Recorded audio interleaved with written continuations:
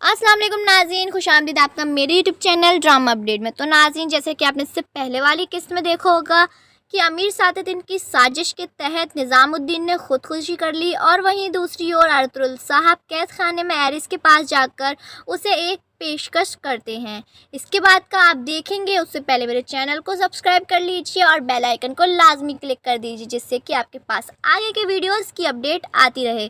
तो चलिए नाज़रीन, आज का एपिसोड शुरू करते हैं। तो इस एपिसोड की शुरुआत में आप देखेंगे कि एरिस कैद खाने में खुदाबंद से दुआ कर रहा होता है और कहता है, या खुदाबंद, मुझे इन चरवाहों के सामने झुकने न देना।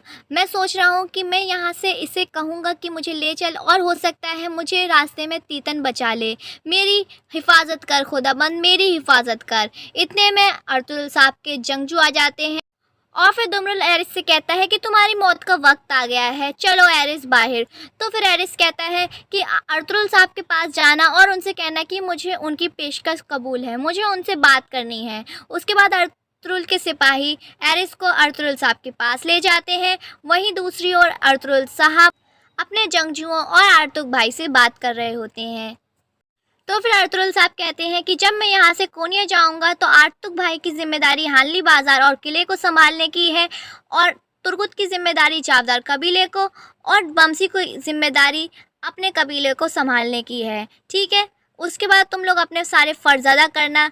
तो बमसी कहता है, ये मेरे लिए बाइस शर्फ है। इतने में अर्तुगरुल भाई के सिपाही आ जाते हैं एरिस को लेकर, और फिर दुमरुल कहता है कि एरिस आपसे मिलना चाहता है। तो फिर अर्तुगरुल साहब कहते हैं, जल्दी से उसको बुला कर लेकर आओ। इसके आगे नाज़रीन आप देखेंगे कि तीतन सोच में डूबा हुआ होता है गार में बैठ के, और फिर एंजेलस से कहता है कि अर्तुगरुल उसको इतनी आसानी से नहीं मारेगा, क्योंकि अमीर सादुद्दीन के साथ उसने एक साजिश रची थी, जो कि अर्तुगरुल चाहेगा कि एरिस सुल्तान के पास जाकर इस बात का एतराफ़ करे कि अमीर सादुद्दीन ने गद्दारी की है।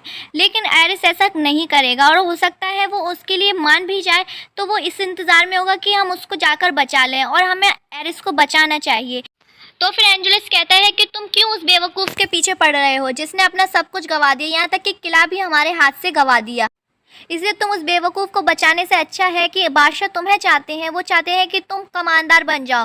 तो इसलिए तुम बादशाह के पास जाओ और उसको भाड़ में जाने दो, और हम मिलकर फिर किला फतह करेंगे। लेकिन तीतन अपनी बात पर डटा हुआ होता है, कहता है कि मैं कभी भी एरिस को धोखा नहीं दे सकता, वो मेरा बहुत ही अच्छा दोस्त था। उसके बाद नाज़रीन आप देखेंगे किले में अर्तुगरुल साहब के सिपाही एरिस को लेकर आ रहे होते हैं, और उसके बाद एरिस कहता है कि मुझे मारो मत, मैं तुम्हारे साथ जाने को तैयार हूँ, मुझे तुम्हारी पेशकश कबूल है, तुम मुझे कोनिया लेकर जाओगे, मैं वहाँ पर अपना सारी बातों का एतराफ़ करूँगा। उसके बाद अर्तुगरुल साहब कहते हैं, ठीक है, इसको दोबारा से कैद खाने में डाल दो। फिर उसको कैद खाने में डाल दिया जाता है।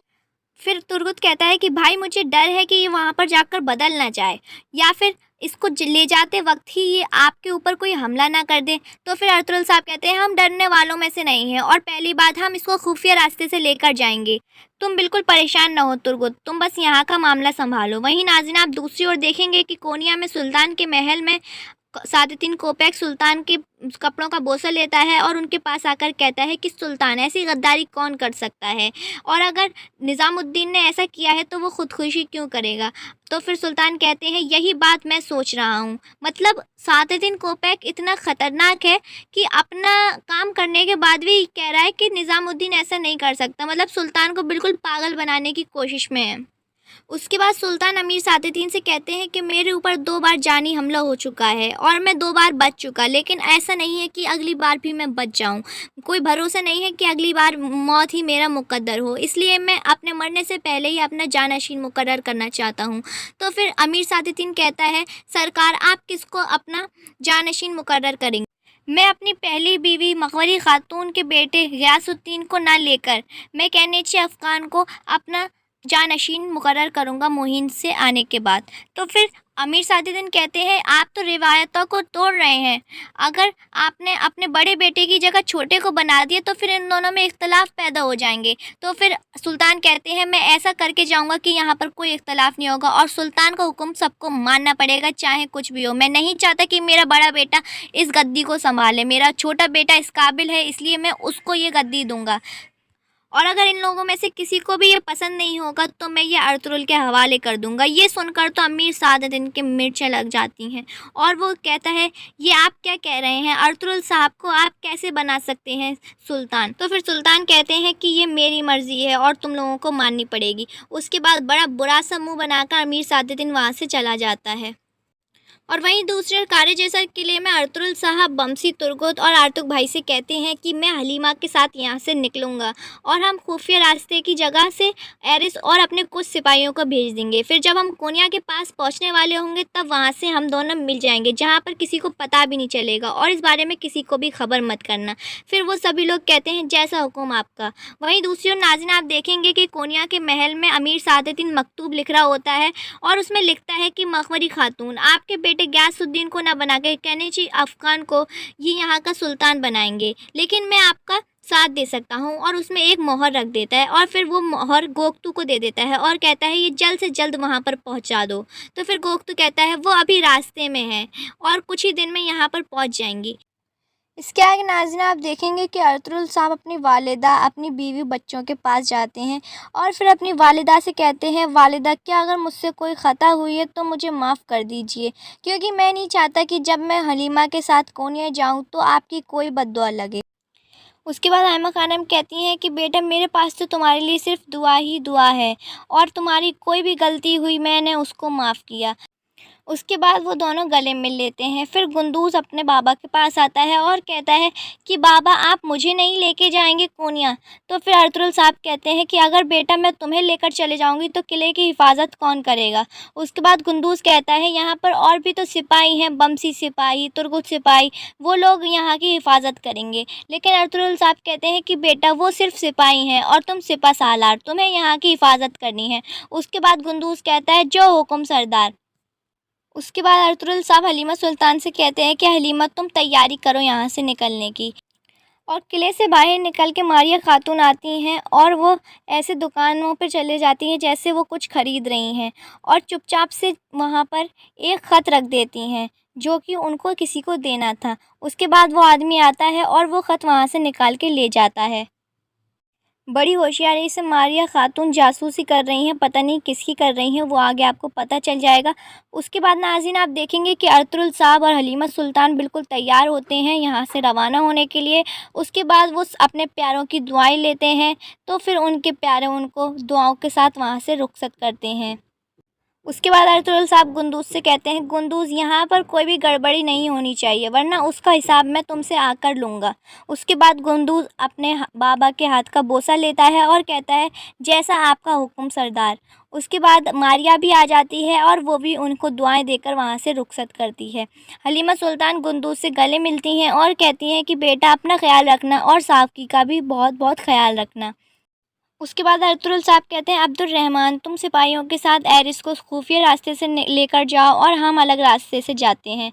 उसके बाद नाज़रीन आप देखेंगे तीतान गार में बैठा हुआ होता है, इतने में एंजेलस आता है ख़त लेकर, उस ख़त को पढ़ता है तो कहता है कि इसमें लिखा हुआ है कि एरिस को सुल्तान के पास ले जाया जा रहा है, अगर तुम उसकी जल्द से जल्द मदद कर सको तो उसको बचा सकते हो। तो फिर तीतान कहता है ये किसने, कौन आदमी है तुम्हारा, किसने तुम्हें ये ख़त पहुँचाया है?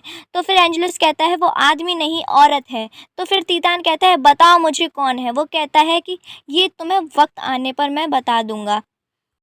उसके बाद तीतान कहता है कि उसको वो सीधे रास्ते से नहीं ले जा सकते। तो फिर एंजेलस कहता है पता नहीं कौन सा खुफिया रास्ता उन्होंने इस्तेमाल किया होगा, हमें तो ये भी नहीं पता, तो फिर हम उनको कैसे पकड़ेंगे?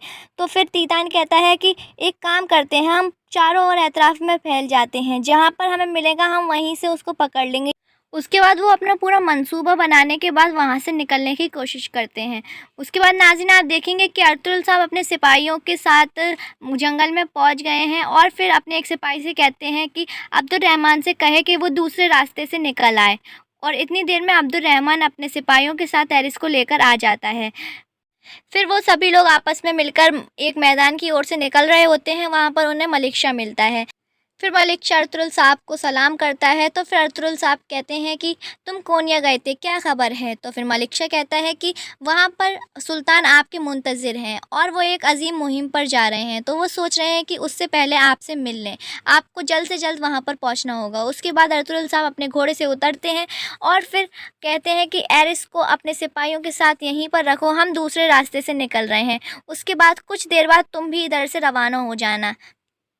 अभी दूसरे रास्ते से मैं और सिर्फ हलीमा जाएंगे, हम दोनों ही वहाँ से निकलेंगे, जिससे कि किसी को शक ना हो कि हम एरिस को लेकर कोन्या जा रहे हैं। उन्हें लगेगा कि हम सिर्फ अकेले जा रहे हैं।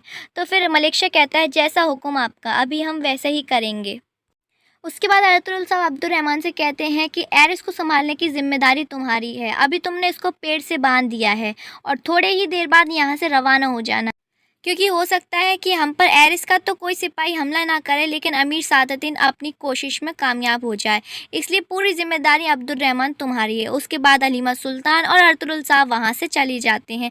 तो नाज़रीन, आज का वीडियो यहीं पर आकर ख़त्म होता है। इससे आगे और पीछे वाले एपिसोड नहीं देखे हैं तो लिंक डिस्क्रिप्शन बॉक्स में मिल जाएगा। चैनल को सब्सक्राइब कर लीजिए और बेल आइकन को दबा दीजिए, जिससे कि आगे के वीडियोस की अपडेट मिलती रहे।